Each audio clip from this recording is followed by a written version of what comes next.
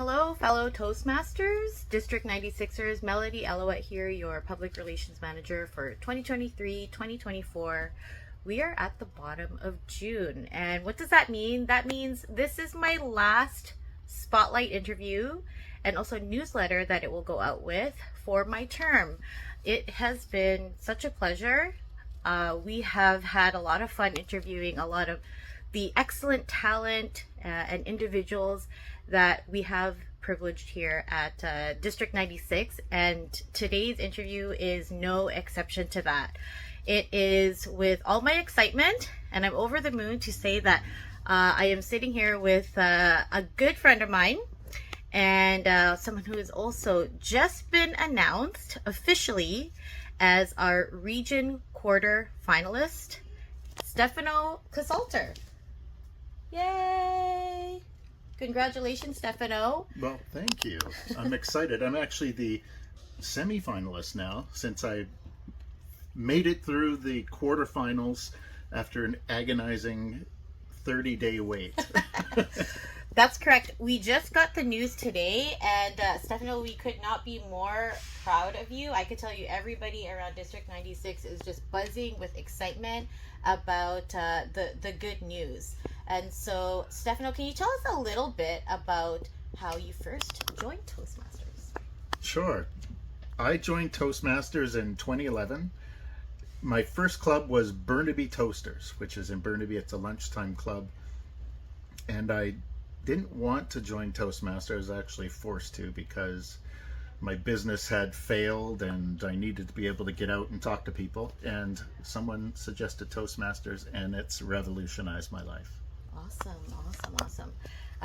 It's really interesting for me to just hear about how people are encouraged to try something different, usually in a point in their life where change is to be embraced, and it's great to see that Toastmasters is a big part of that for so many people. Mm-hmm. Can you tell us a little bit about the club that you are with today? Absolutely. It is Blue Heron Toastmasters, and it is the best Toastmasters club in the world. You hear that? The best. That's number one. There are other clubs that say they're the best, but Blue Heron definitely is the best. It's in Pitt Meadows on Thursday nights, 7:30 till 9:30. Awesome. And is it an online club, hybrid, in person? In person, yeah. In person. Awesome. Great. Now, Stefano, you've been competing in contests for a while. Can you tell us about the first time that you competed in a contest? What was that experience like? Well, the first competition I competed in, I think it was maybe 2012, and I came in second. Awesome. Out of two people. Wow. And what was your feeling, your learning experience when you first competed that time?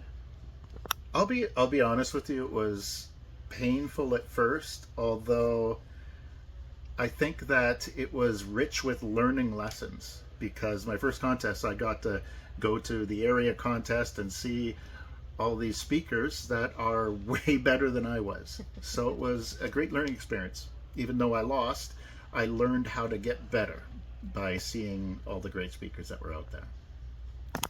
That's amazing. And since then, you have competed in a few contests. You love competing. Tell us about some of the few notable wins over the years. Sure. Okay. I think, probably my favorite win was the 2015 Tall Tales contest. It was just a lot of fun. I won the District 96 Tall Tales contest. In 2016, I won the District 96 evaluation contest. In 2018 or 19, I think, I won the District 21 International Speech Contest. I did not reach the semifinals in that one because I didn't make it past the regionals. But it was a great experience. And 2020, I won the District 21 International Speech Contest. And that was a special one because if you win, get to the semifinals, you get flown in and they pay your travel expenses to wherever the convention was. And this convention was in Paris. Yes. Wow. And unfortunately, COVID hit, so instead of getting a free ticket to Paris, I got a free ticket to my living room. It was a great experience. I have to say it was awesome. Anyways, so 2022, I won the District 96 Table Topics competition, and 2023, I won the District 21 evaluation contest. So it's been an amazing journey. And here you are, and it's 2024, and you are now moving on to the 2024 International Speech Contest Semifinals. What's it like knowing that you're going to compete in person now versus when you had the opportunity in Paris, and that it's actually going to happen this time? It's exciting. To speak in front of a big crowd like that, and to be honest with you, it's following in the footsteps of my mentors and people that I've admired over the years, like Sharuk Darwala. I'll never forget the day I saw him holding 2 trophies in 2013 and imagining myself, man, that would feel good to have that. Kara Carter, I remember seeing her with that trophy when she went to the semifinals of the World Championship of Public Speaking, and I thought to myself, oh man, would it be wonderful to get that. And to be honest, they're the people that have helped me become the speaker I am today. Without the help of mentors and people like them, I wouldn't be where I am today. So awesome. So thank you, Sharuk and Carol, for making this happen here. We couldn't be more thrilled. So our District 96 International Speech Contest happened on May 18th, and we just found out the region quarterfinal results today. What did you do in between to help you deal with the waiting game in between? How did you keep busy?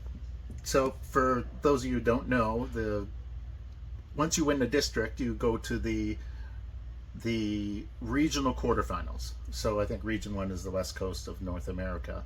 And your video from the district winning goes to a panel of judges. So they pick 2 people out of the group to advance to the semifinals.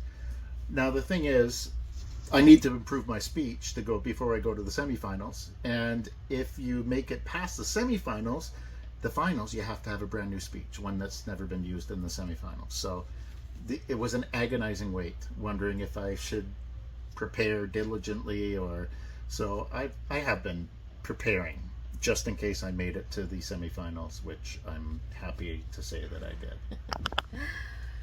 We're also happy about that. I just want to give a special shout out and thank you to Trevor Marple and his team at WeFilm. They were responsible for the recording of our international speech contest for District 96 at our annual conference, and so that was a big part of you advancing as well, making sure that recording was nice and sound. Trevor's amazing, I have to say. He films TEDx Surrey, so to know that he was in charge of making sure the film was of good quality for the regional quarterfinals was a breath of fresh air. It was a relief to know that I was in good hands. Thanks, Trevor. And Stefano, any last tips, tricks, or advice that you would give to somebody who is considering to pursue competing in contests in the future? Yes, I've got a long-winded answer for you. There's nothing really in Toastmasters that forces you to be the best you can be. Although, yeah, it's forcing you to rework the same speech over and over. And there's nothing really that really forces you to do that other than competition. So it's not really about whether you win or whether you lose. It's about trying to be the best you can be. When you lose, you learn how to become better speaker. You look at why you lost, what you could do differently. So you're constantly pushing yourself to be the best you can be. And I guess the final thing I can say is that there's nothing special about me, but there is something special about this organization of volunteers that helps you be the best you can be. And if you can work hard, be coachable, you can make anything happen, especially with the help from wonderful people like you and my BFF Terry Holland, Sharuk Darwala, and everyone else that's helped me along the way. Well, thank you for your kind words, Stefano. And My last question would be, as we are moving into a new Toastmasters year, which, as you know, starts July 1st, is there any special final messages that you'd like to send out? Get involved. For instance, you, Melody, the incredible job that you did during the conference, putting all that together. There is something special about somebody that puts themselves above others and volunteers and helps out to make it easy for me to ride the coattails of everybody else. So get involved, become a district leader. I did 5 years of district service, and it has really made me a better leader, a better speaker, and a better person, I have to say. So there is nothing special about me. There is something special about this organization, so get involved. Well said, well said.